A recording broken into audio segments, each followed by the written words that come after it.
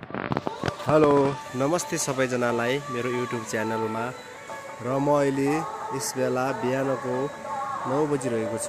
यतिखेर म दक्षिणकाली माताको पूजाको लागि दक्षिणकाली माताको मन्दिरमा आइपुगेको छु र सबैको दक्षिणकाली माताले रक्षा गरून् र शान्ति प्रदान गरून् भन्ने आशा गर्दै म दक्षिणकाली माताको चरणमा आइपुगेको छु र हजुरहरू सबैजनालाई दक्षिणकाली माताको आशीर्वाद लागोस् र सबैको शान्ति होस् र सबै कुरामा भरिपूर्ण होस् भन्ने चाहना राख्दछु।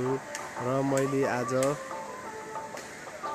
यहाँको दक्षिणकाली माताको मन्दिरमा आउँदै गर्दा हजुरहरूलाई यहाँको बारेमा केही जानकारी गराउनुपर्छ भन्ने लागेर यहाँका केही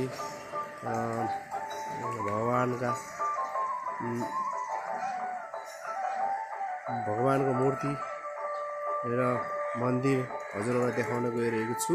हेरेर साथ दिनु होला र यदि मेरो युट्युब च्यानललाई सब्स्क्राइब गर्नुभएको छैन भने सब्स्क्राइब गरिदिनु होला र कमेन्ट गरिदिनु होला कस्तो लाग्छ है। म जहाँ जान्छु र जे गरिरहेको हुन्छु मैले जहिले पनि मेरो युट्युब च्यानलमा छोड्ने गरिरहेको छु र हेरेर साथ दिनु होला।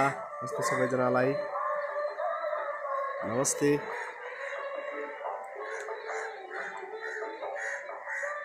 यो रहेको छ दक्षिणकाली माताको मन्दिर मेन। आज आइतबार भएको हुँदा खासै भक्तजनहरू आउनु भएको छैन, यदि भिडभाड छैन है। यहाँको सम्पूर्ण म दृश्य देखाउन गइरहेको छु। कस्तो छ हेरेर साथ दिनु होला। यतातिर टक्क हाम्रो गाई माताको टक्क दुध दिइरहेको छ र एकजना दाजुले गाईको दुध दिइराख्नु भएको छ। टक्क म हजुरलाई देखाउन गइरहेको छु। हेर्नुहोस् यसरी गाई पाल्नु पऱ्यो, दुध खानु पऱ्यो अब है।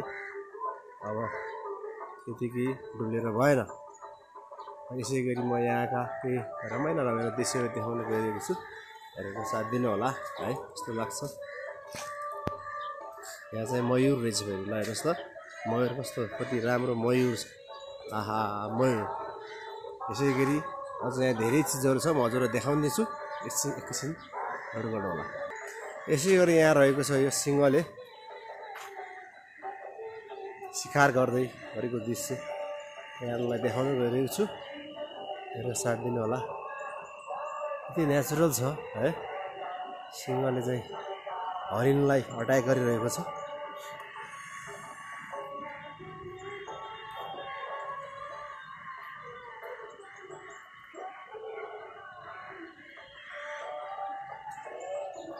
हाम्रो दक्षिणकालीको मन्दिरभित्र पनि कति राम्रो पार्क रहेछ। हेर्नुहोस् त आहा कति राम्रो पार्क। राम्रो लाग्यो मलाई चाहिँ। यदि हजुर पनि कहिलेकाहीँ दर्शकहरू आउनुभयो भने हेरेर रमाइलो गर्नु होला। पार्कमा आएर बसेर जानु होला। एकदम राम्रो छ है। ल हेर्नुहोस् टक्क यहाँ पनि एकछिन